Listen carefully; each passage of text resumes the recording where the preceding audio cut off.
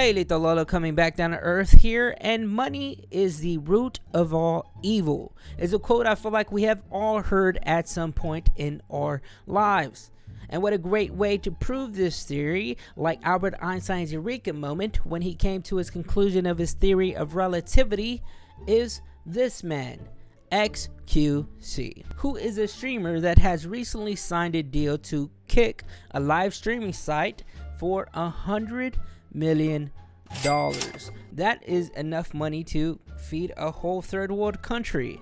We definitely failed as a society, where he has been under a lot of heat recently for his continuous efforts to what people call cannibalizing other YouTube content creators' content and making it his own. So what does this mean? Now, this isn't XQC's first rodeo. Him and other streamers have been accused for stealing other YouTubers' content for years now. You know, this is like a once in a year occurrence, you know. He and other streamers as well are what people consider like the big pharma of the internet. The real Bonnie and Clydes, if you will, where they react to YouTubers' content with little to no commentary and or leaving the seats completely, you know, to go take a shit or something for long durations of time, allowing the video to continue to run, providing no transformative content whatsoever, which goes against the fair use rule of YouTube's policy. And on top of this, they literally re-upload the video with the same title, the same thumbnail, with just the addition of having their face in the corner with the shocked expression like they just saw the fattest nutsack of their life. Now, somehow XQC and some of these other Twitch streamers as well have delusioned themselves into believing that this is in fact an okay thing to do. It's like Ronald Reagan with trickle-down economics. Like they truly do believe that they are helping out the smaller creator, when in reality they're just pushing out lazy content because it's easy and it gets views. Now, in retrospect, I do believe when it comes to a smaller creator, it does kind of boost them up in the algorithm, right? It helps them get more subscribers, things of that sort. But I do believe when it comes to the middle ground, when it comes to the 10k to 100k range, the middle class, if you will, that's where this React content really doesn't provide any benefits. I would understand if XQC was not aware of the YouTubers' displeasure with him utilizing their content in such a bland and uncreative way, but once again, this has been a reoccurring thing for years now. And as I later would detail with him and Ethan Klein debating, that there is actual evidence for him being very aware and still not doing anything to make any altercations. So why is this a problem? Now, the biggest argument for streamers reacting to YouTubers' content and then re-uploading it is that not only does it take away from those content creators who put in so much hours editing, writing scripts, and just visualizing the entire video from beginning to end. Like everything you see in this video with the wordplay, the images, all goes into the process of putting that brush onto the canvas, and just trying to make it entertaining for the viewer. And for a streamer with thousands of viewers and 100,000s of subscribers on YouTube, just to re-upload it with nothing to add to it is kind of messed up, because the algorithm will have a higher chance to push the larger streamers' content into the masses, giving it more impressions, which then would decrease the content creator's original work. Which to me is pretty fucked up, especially if they're just using the same thumbnail and same title. Now, Ordinary Gamers is a very successful YouTuber who calls XQC out on Twitter with quote tweeting another tweet with a screenshot of XQC's React content and says, "Just a shame, garbage like this fills the recommended tab." Okay, where XQC responds, and they go back and forth, where XQC little bros him, and they basically summarize what I've detailed already in this video, where XQC tries to defend it in such a demeaning and condescending way, even then stating insecurity is a fucking bitch, isn't it?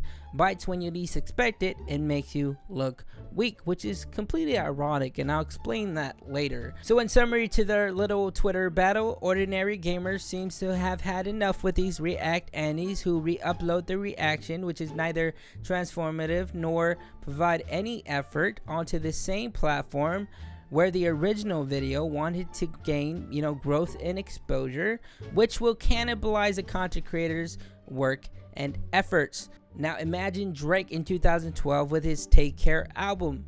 The Weeknd, who was a smaller, musician at the time, wrote and produced majority of the content in that album. If you weren't aware of that, well, now you are. And since he was a smaller artist, he received no public accolades for it.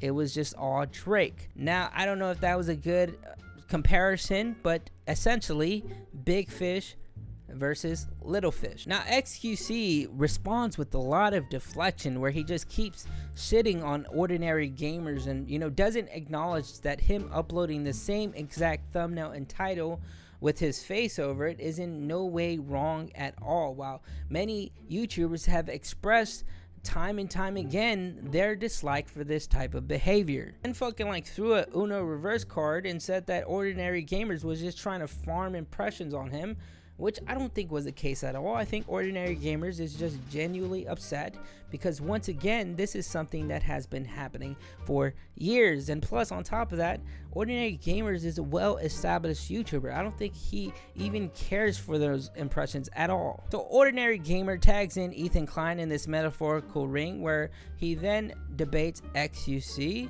and they go at it where, in my opinion, Ethan Klein came with very cohesive and well thought out facts and evidence. If you want to talk about stats and data, the original video is 8 minutes 33 seconds.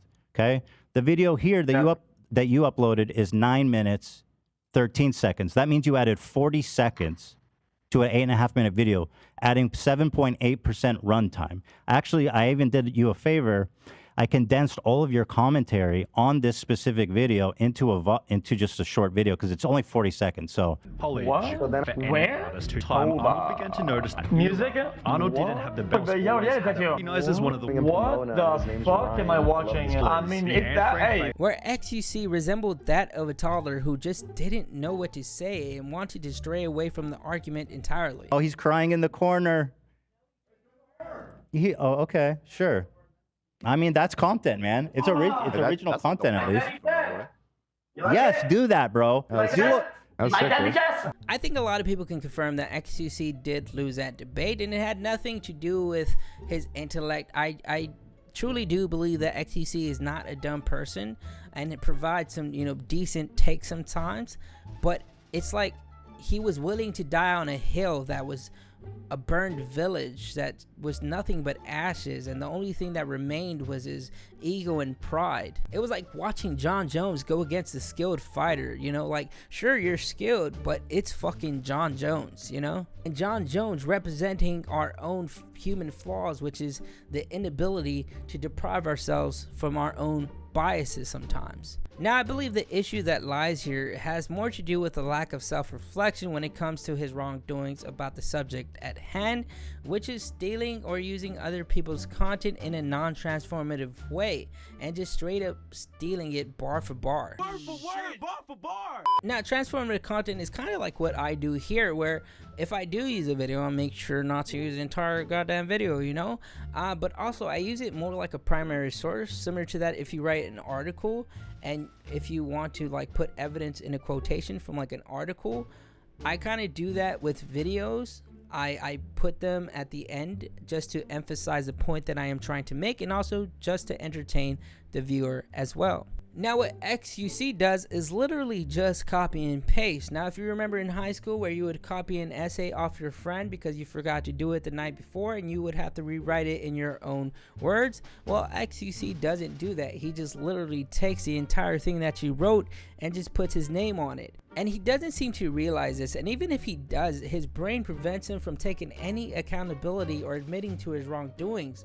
Instead, he'll try to figure out how to bring your character down instead. You're the guy who sits like this in fucking 20 degrees and does this. So or try to find some dirt on you that will then make your argument invalid, which sometimes makes him look worse, especially in this case, because if the person is self-aware of their wrongdoings and will openly admit to it, they will provide a solution to those problems. And if we want to move on to that topic, let's just get some of your I think your wife's old merch, right? Which is a direct yes, I love this topic. I saw that. I've seen it, I'm and sure you have. some of the arguments you had against it. Oh my God! I think I changed the angle by 16 degrees, and I changed a little bit of the gamma color on this one. That's very transformative. And every time it comes up, we have company meetings and say, guys, this is unacceptable. If you're caught doing this, you will be fired. And we've made a strict guideline, and it doesn't happen anymore. What have it you hasn't done? happened. What have you done to prevent it? I feel like if he really wanted to redeem himself, he should have approached it in a way that was a bit more reaffirming to the content creators that he's cannibalizing, and probably provide them with some insight to the future, like, hey, I'll stop using your thumbnails and titles, and if I do use your content, I'll provide better commentary that is more enticing to the audience. And you know, if he doesn't have the right to upload that video, or if he does, he'll do it 6 months down the road where the algorithm's already bringing that video kind of down and keeping it stagnant. Maybe then that'll kind of bring more rhythm to the actual, you know, original video. You know, there's so many different alternatives and routes that they could have gone, but I feel like he went with the worst possible outcome. It's like playing those Telltale games where you have all these options to pick, but you choose the worst possible one. That's kind of what XQC did here, because Ethan Klein showed evidence that he purposely re-uploads these videos with the same thumbnail, same title, while being consciously aware that YouTubers actually don't like this at all. XQC. He said, don't use the same thumbnail and title. Why do you think he asked you that? Because as a creator of the IP, like you like to fucking say, because you siphon views from people, dude. It's so fucking obvious why you do it. And with him saying that the reason that he does it is because he likes it, because he doesn't give a fuck about the content creator at all. Why did you give it the same exact title and thumbnail? Just answer that. Oh, because I wanted to. Why did you want to? Oh, because I wanted to. Why did you want to? Because the thumbnail is good and it gives the viewer what they want. Right. And, which is the original video. They want the original video. This is like the definition of corrupted capitalism right here, you know? It's like I'm watching the exploitation of the proletariat happening right before my eyes to an extent.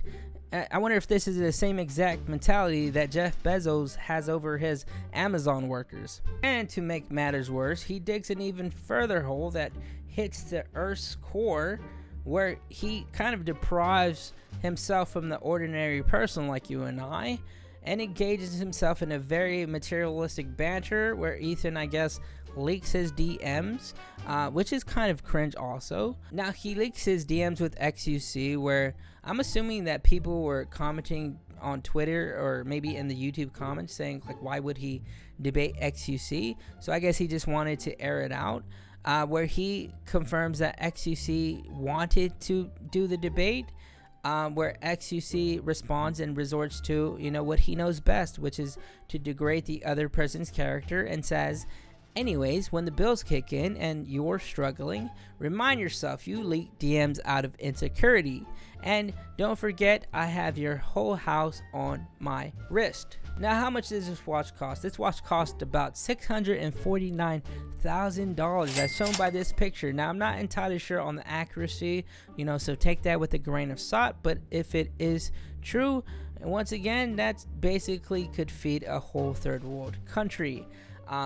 Yeah, which implies to me XUC finds validation through his material wealth, and probably thinks he's better than you and I because he has more money than us combined, and probably all our families combined together, and probably generation on generations of our family's existence. It's unfortunate because it seems like he's associating his character and his identity with his wealth now, and I think that's just a part of who he is, unfortunately. And that kind of sucks too, because for an individual who I thought was just a kind of grounded and not materialistic person, he's really kind of going the full 180 on this one. I think one of the fundamental reasons why a lot of people did enjoy XUC's content is because he was just a goblin. You know, he was a basement dweller. He was an individual that was just like them, a Redditor, if you will. He just stayed at his house pretty much, streaming countless hours, crazy hours. Back in the day, he would stream like 20 hours a day. It was honestly insane, but it's something that people could relate to, you know, because he wasn't flaunting his wealth. He was just streaming. He loved streaming. That was his forte. And for him to kind of switch up, it's kind of saddening to see, but it is what it is. Now, interestingly enough, XUC, during his debate with Ethan, said he would compensate any of the content creators for re-uploading their videos onto his channel. Vince Vintage decided to take him up on this offer with this tweet, so we'll see if he's really a man of his word. Anyways, I think this is one of those things that really needed to be brought to light, because once again, this has been happening for years. So I think him debating Ethan Klein and bringing in that viewership and kind of making it mainstream to an extent, at least on Twitter, it kind of puts more eyes onto it and brings out the truth of the situation, which is that it is immorally wrong to steal other content creators' YouTube videos, at least to the extent where you're just literally stealing it for verbatim, you know? I mean, if we just look at his comments under his React videos now, all of them just have negative things to say about the way he's reacting. So I don't know, we'll see how it goes within the upcoming months. Hopefully at least the thumbnails and titles will change. Like, he's also embracing the villain arc, like he thinks he's the Joker. He thinks he's him right now. I mean, he's hanging around with Aiden Ross, of all people. It's like he got attacked by the symbiote. Now, I don't think XUC is a bad guy at all. I just think he's very deflective and protects his ego at all costs, which is not a healthy coping mechanism and provides no positive growth. But anyways, yeah, that's all from me. I'm off to another dimension. See ya.